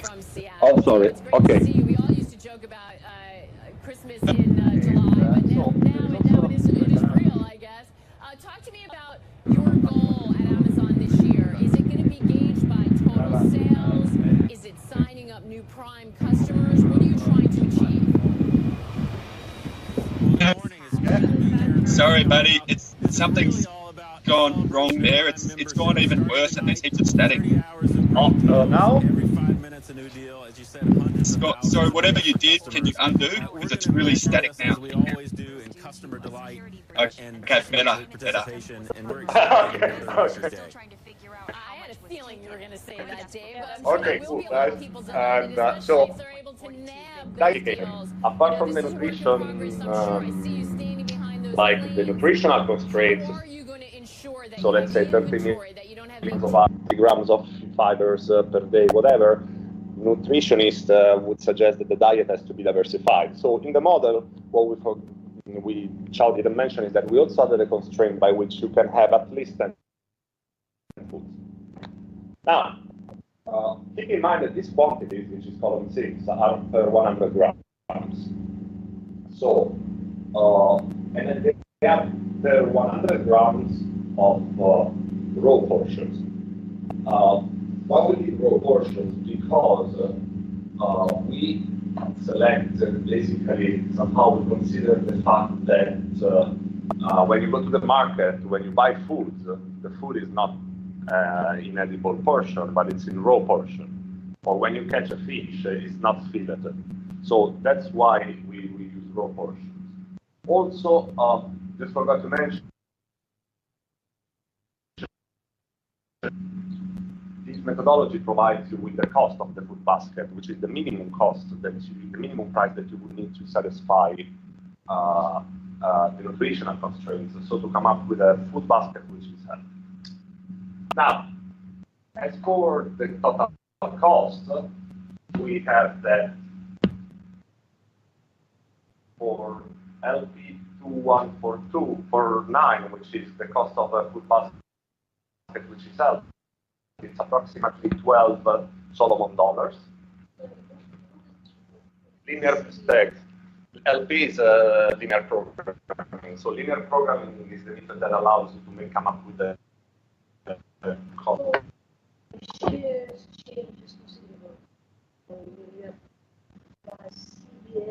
Yeah. So, okay, let me explain it. Let me go up to the CPM. So, the cost for LP programming this technique, which allows you to come up with a healthy food basket, is $12. This is in Solomon Island dollars. So it's approximately $1 point something US per capita per day. When we use the method which is called cost of basic needs, we get that the cost is a bit higher. One important thing to understand is that the cost of basic need, as Chao calculated, basically rank the foods. There is no nutritional constraint apart from the calorie constraint. So what happened there is that while with the healthy method, the healthy food basket method, the 10 foods and the quantity would cover 100% of your energy. With the cost of basic need, the price is slightly higher, but these foods basically are way far lower, and they represent only a third approximately of the actual food basket which would be selected by the families. In addition, what we found, Chao, hello? Yeah. Could you please go back to the slide where we show the difference between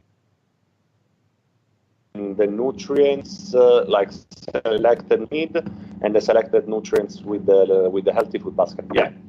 Yep. So what happened, and it's very interesting actually. So our requirements are the nutritional constraints that we use to run the model, which is LP2149.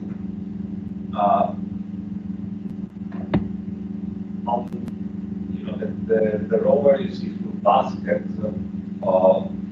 that is the nutritional outcomes that you would have if you would consider the selection of the foods using the method which is called cost of basic needs, which is the usual method used for calculating poverty or food poverty. You know, when they talk about food poverty, they rank the foods of 50 foods. They see whether, what is the cost for reaching a calorie threshold of 2,100, for example, 2,200, and they compute the cost.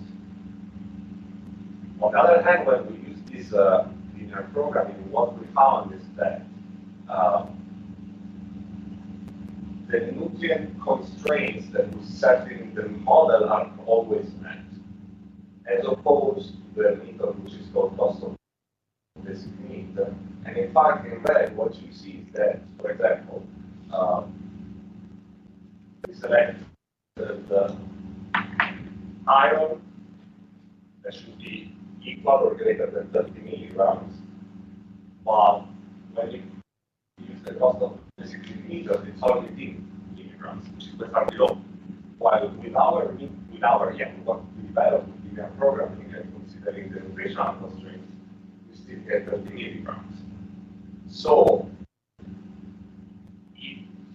in terms of cost, what is very interesting is that, the price of the two food baskets. Chao, could you go please to the slide, the first table? So the cost of the two food baskets, okay, is very much the same. Cost of basic needs is $13.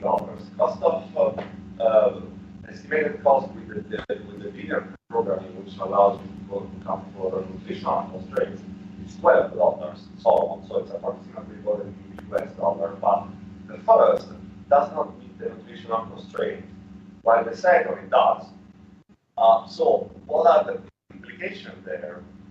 The implications are that probably first, it's a lot about food availability. If the foods were there, people, they might start eating proper foods, so access to foods. And also, there is a strong component about consumer preferences. In fact, when we use the cost of basic needs, and we use the cost of basic needs used, only 30% of the cost, so the value of the food basket comes from those foods which are healthy, that are deemed to be healthy. Just confirming that cost, although it says US dollars, is actually Solomon Island. It's a Solomon Island. No, so that's important. Yeah. No, it's one US per country per day. Now, talking about the food basket, this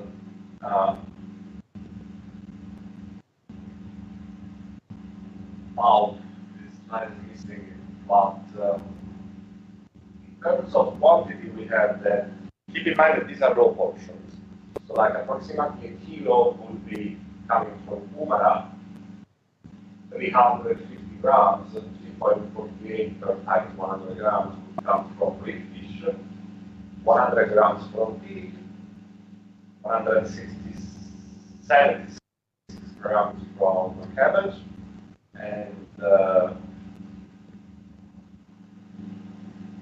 plain flour is 65 grams. And then we have cooking oil, which is 27 grams, shells, 154, and coconut, which is approximately 100 grams. So it's pretty much a diet which is diversified. The cabbage, we also use constraints for vitamin C, which is cabbage, which cabbage is very high in. So cabbage is very rich in vitamin C and it will provide important nutrients. Now, okay, this is the food basket selected. This is one of the possible food baskets. And this is the food basket for the bottom quintile of the population in Solomon Island. So we don't count for regional differences. The data would not allow to do that. Clearly, for example, if you think about those very remote islands, it would be somehow tricky to have this aggregation of foods. But still, at national level, it tells you somehow a story about what should be the composition of the food basket. Now, yeah, please. If you have any question.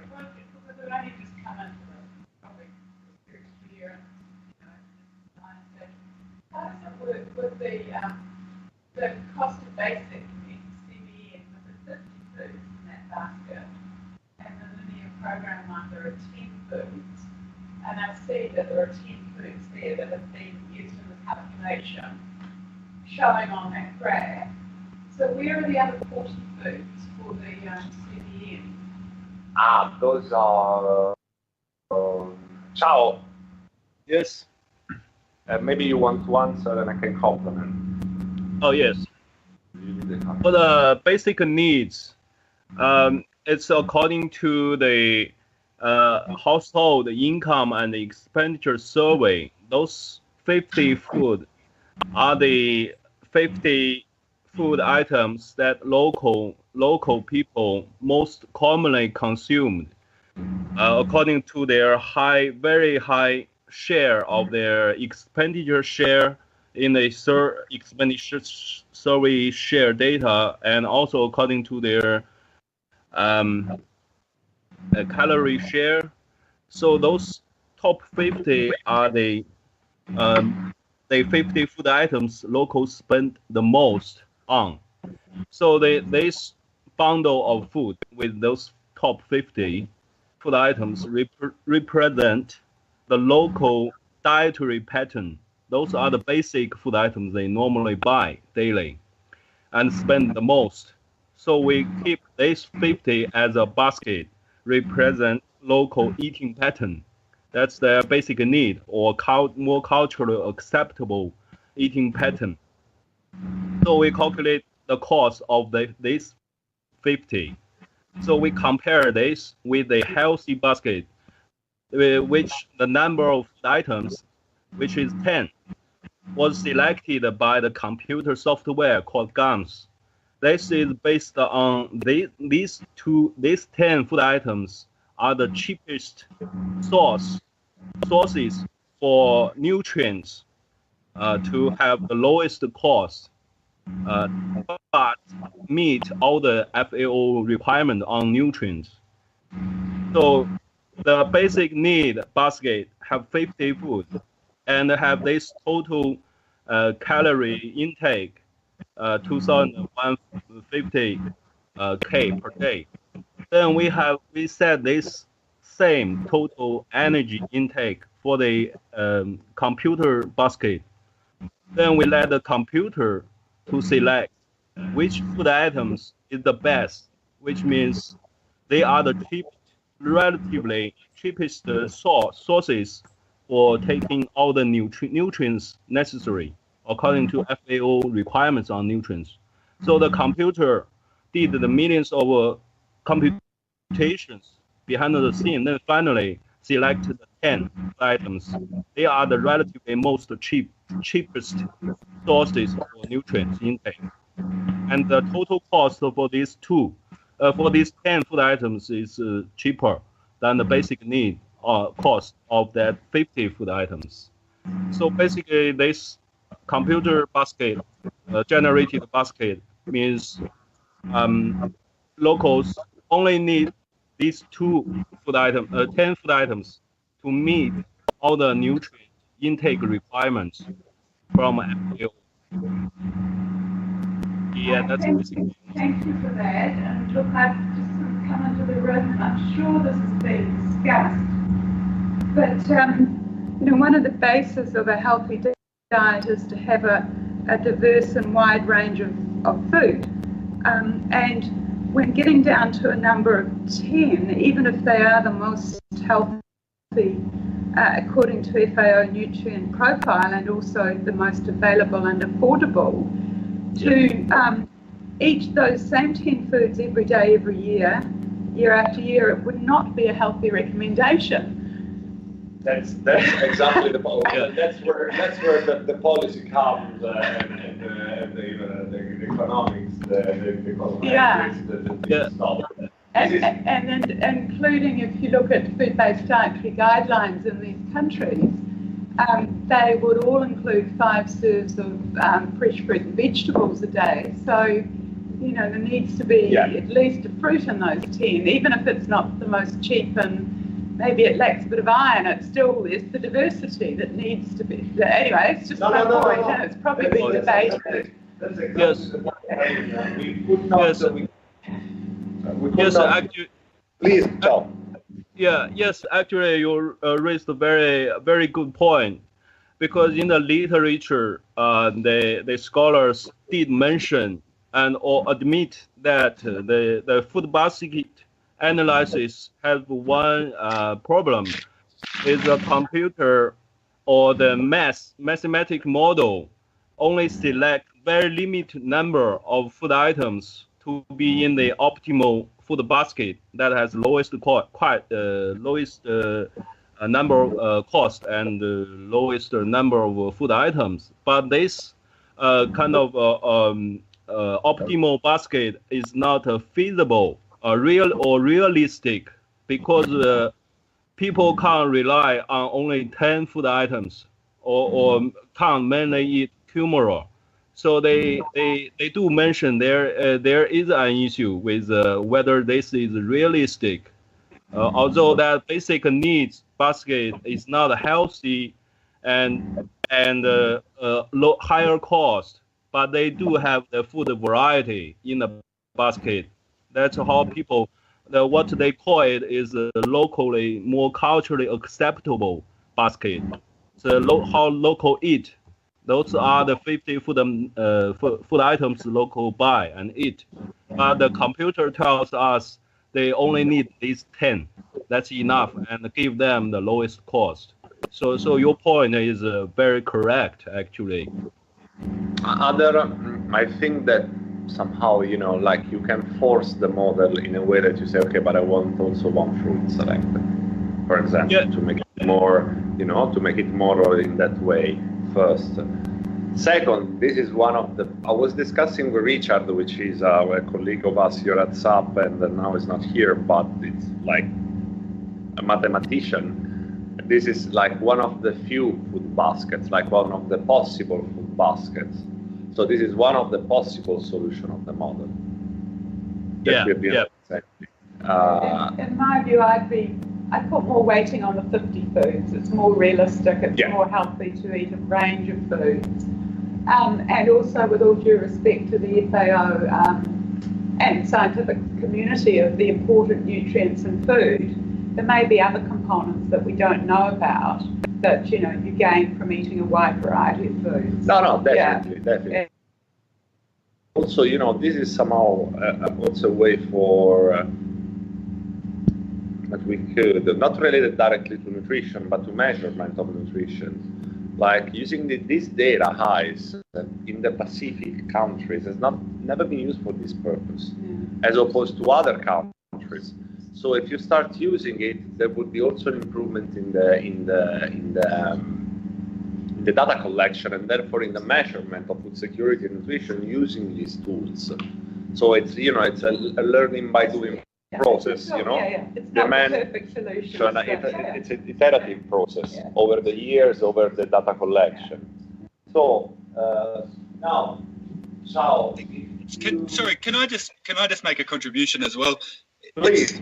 It's my view. I completely agree that we can't recommend one basket of food every day for the end of your life, and that's not the idea. But I don't think there's any problem in dropping pre-selected foods from the basket. So for example, if Chao's model has come up with like kumara.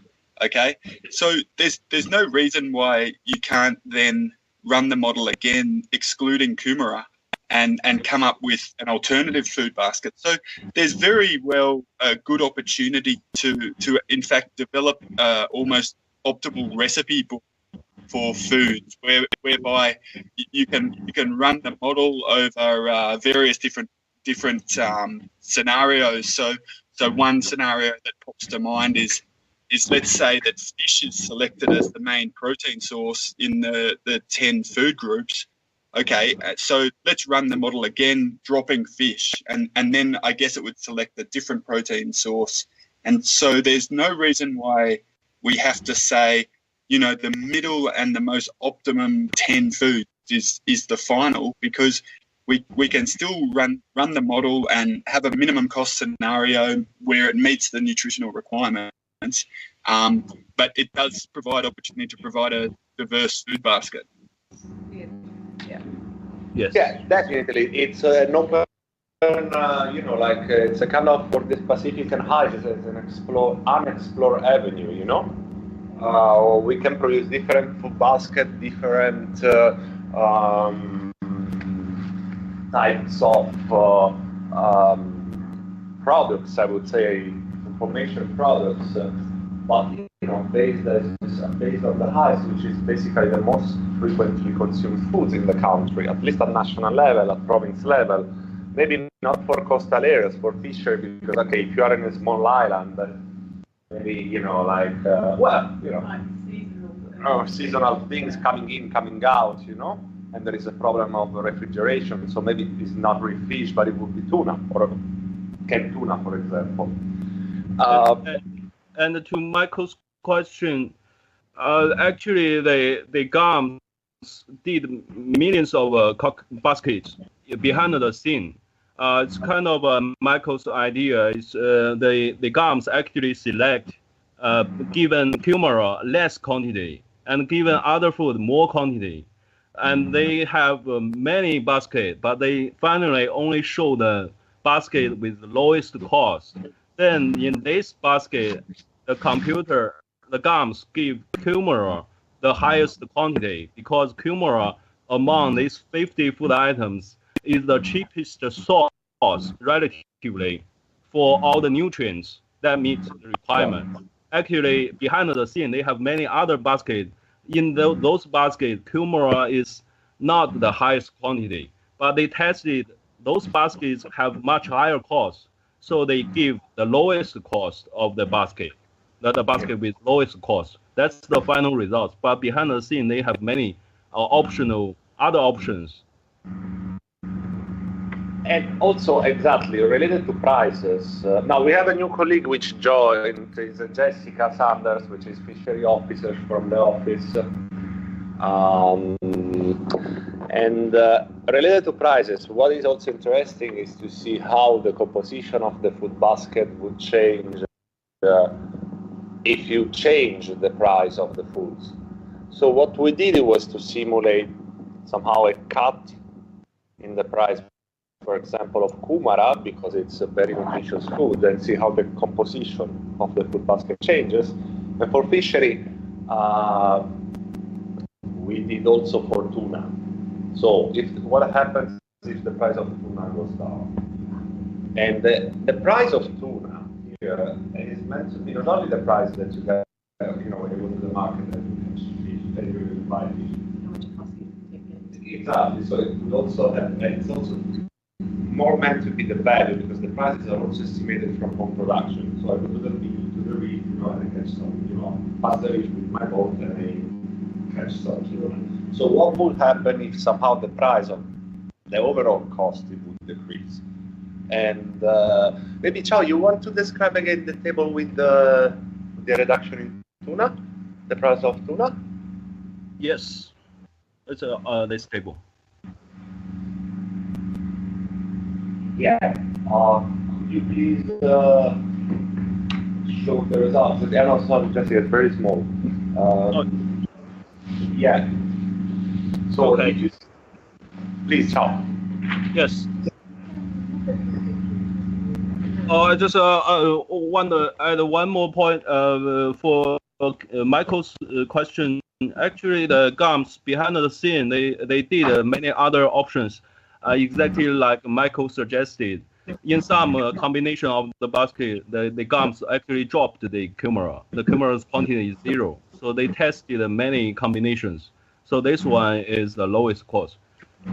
Yeah, so now I'll explain the table 4. As you can see from table 4, we did price cut by 50%, 75%, 94%, and 95%.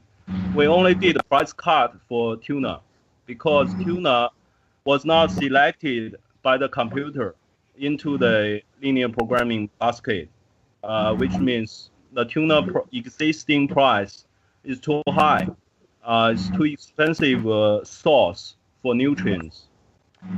Then only till we cut the tuna price by 50%, then tuna appear in the basket, about 30 grams per day.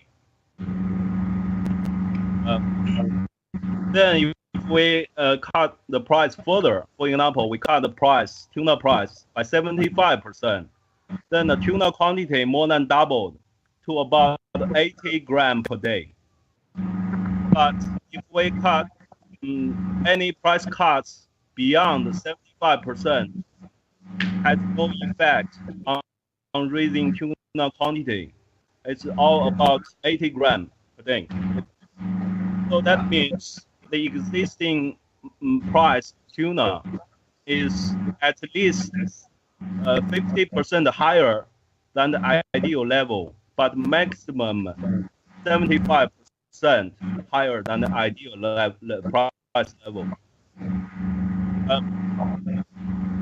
Also, with these price cuts, that means tuna become relatively cheaper source for nutrients.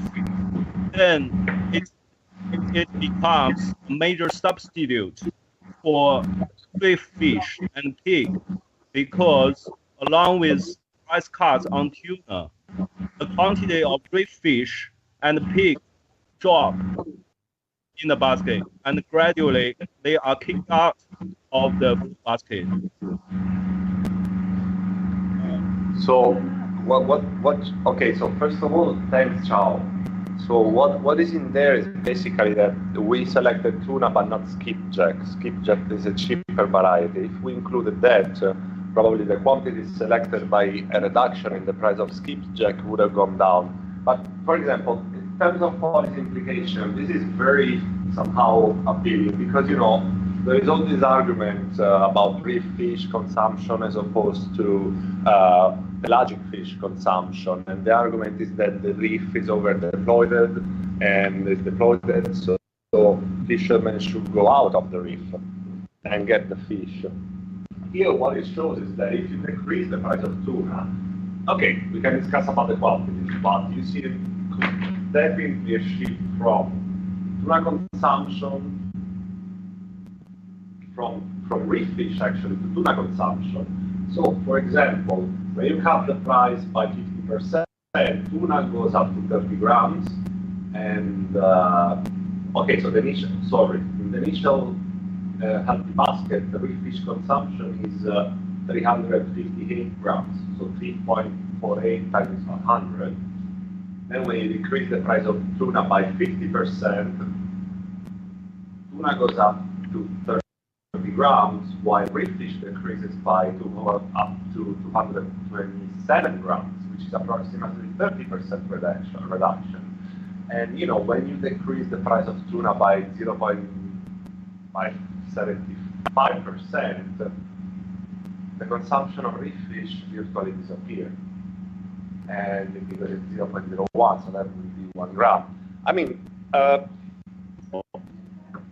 getting around with the nutritional value of the baskets, the LP basket and the CBN basket. Can we go back to that one, please? There was a slide with the micronutrients in the CBN basket and the LP basket. Yeah. Chao, the slide where you compare the nutrient requirements which are met with LP as opposed to CBN. Yeah, I think that's yeah. So when you're doing your cost thing and changing the amount of tuna or pig or whatever, what have you done with regards to the nutrients? Have you fixed minimums, or how do you do that? Yeah, we basically selected the nutrients based on WHO and FAO recommendation. So the capital figures, they give you some thresholds. For example, iron should be equal or at least like 30 grams. Vitamin A should be between 555 milligrams to 1,100 milligrams, and so on and so forth. Even the calorie intake that we selected, the carbohydrates, for example, should be 269. So once you put all these, ingredients into the blender and you use this software, then you come up with those quantities selected in terms of health. We can go back so that slide with the level of the micronutrients and the macro had protein as well in it. Yeah, and we could just. Can you maximize Chao bit? Oh. Baskets. It was there for a minute, then it flipped away. The LP and the GBN one. Oh, okay.